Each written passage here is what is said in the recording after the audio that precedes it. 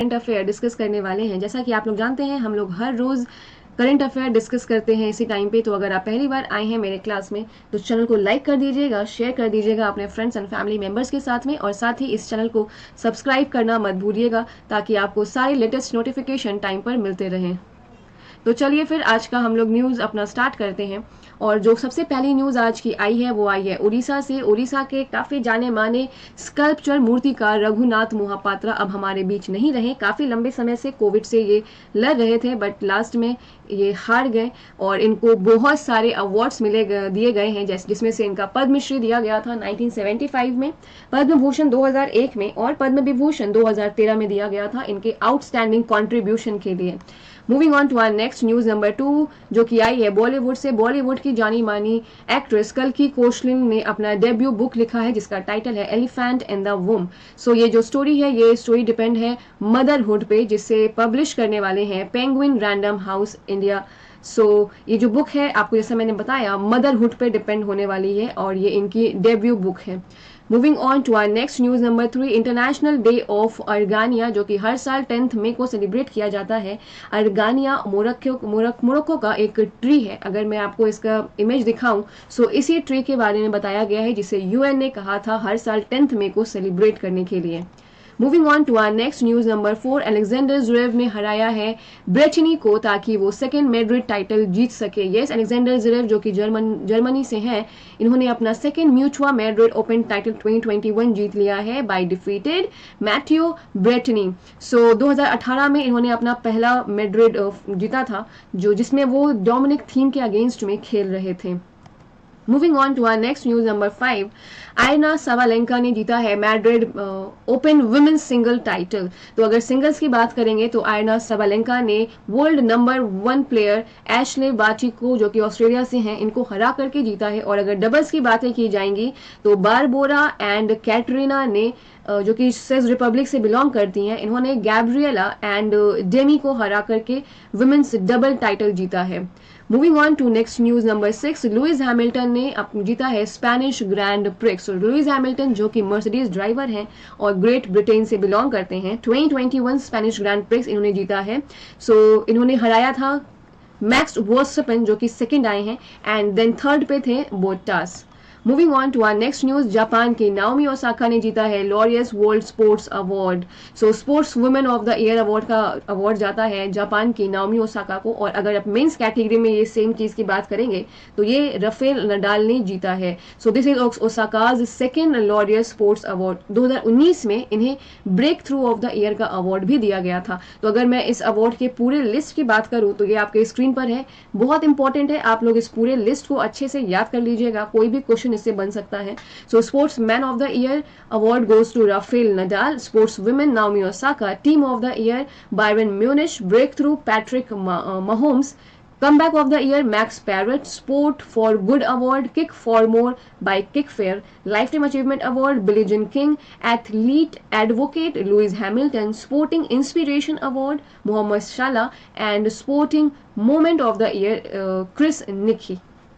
Moving on to our next news number 8 आई है DRDO से, defence research and development organisation की जो ड्रग इन्होंने तैयार किया है उसे अप्रूव कर दिया गया है DCGI के द्वारा, drug controller general of India के द्वारा। सो जो इन्होंने तैयार किया है ड्रग, इसका नाम है ड्रग 2-डीऑक्सी डी ग्लूकोज, जिसे शॉर्ट में 2DG भी बोलते हैं। सो इसे इमरजेंसी यूज के लिए अप्रूवल दे दिया गया है। इसे DRDO के lab institute of nuclear medicine and allied sciences में तैयार किया गया है और इसका साथ दिया था डॉक्टर रेड्डीज लेबोरेटरी ने, जो कि हैदराबाद में है। सो ये जो ड्रग है ये आपका पाउडर में आने वाला है जिसे पानी में घोल करके पेशेंट्स को दिया जाना है।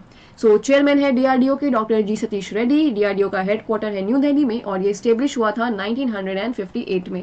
Moving on to our next news number 9, Anupam Kher ने जीता है New York city international film festival में बेस्ट एक्टर का अवार्ड। इनकी जो मूवी आई थी, शॉर्ट मूवी थी हैप्पी बर्थडे, इसके लिए इनको ये अवार्ड दिया गया है और साथ ही इस मूवी को बेस्ट शॉर्ट फिल्म अवार्ड भी दिया गया है। तो ये जो मूवी है इसे डायरेक्ट किया था प्रसाद कदम ने और इसके प्रोड्यूसर थे FNP मीडिया।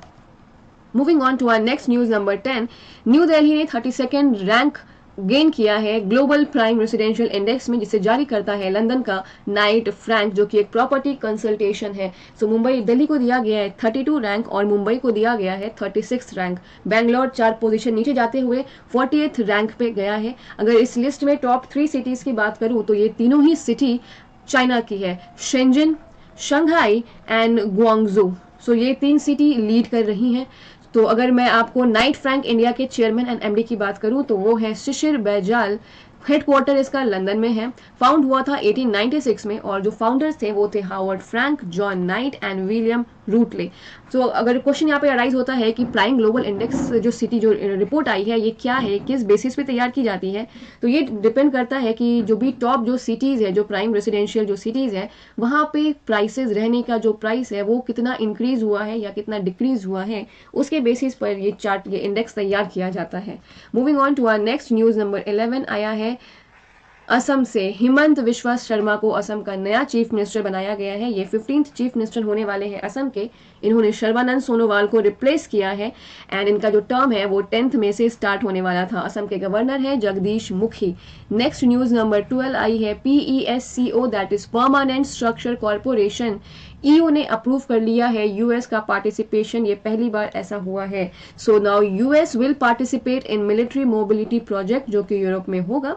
सो अगर मैं इसके बारे में और आपको बताऊं तो it was introduced on the treaty of European Union, introduced by treaty of Lisbon in 2009। 2009 में ट्रीटी ऑफ लिस्बन आने के बाद ट्रीटी ऑफ यूरोपियन यूनियन में इसको इंट्रोड्यूस किया गया था। इस PESCO में जितने भी मेंबर्स कंट्रीज हैं उसमें ज़्यादातर वो सभी नाटो के भी मेंबर हैं। नाटो का फुल फॉर्म है नॉर्थ एटलांटिक ट्रीटी ऑर्गेनाइजेशन।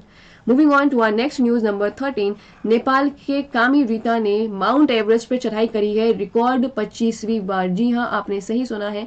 सबसे पहले ये माउंट एवरेस्ट पे 1994 में चढ़े थे और उसके बाद हर साल ये माउंट एवरेस्ट पे चढ़ाई करते हैं एंड इस बार इनका ये 25वां रिकॉर्ड था। इन्होंने अपना प्रीवियस रिकॉर्ड खुद ही तोड़ा है। ये नेपाल से बिलोंग करते हैं। तो अगर मैं आपको माउंट एवरेस्ट के बारे में बताऊं, माउंट एवरेस्ट को नेपाल में सागर माथा के नाम से जाना जाता है और तिब्बत में इसे चोमोलुंगमा के नाम से भी जाना जाता है।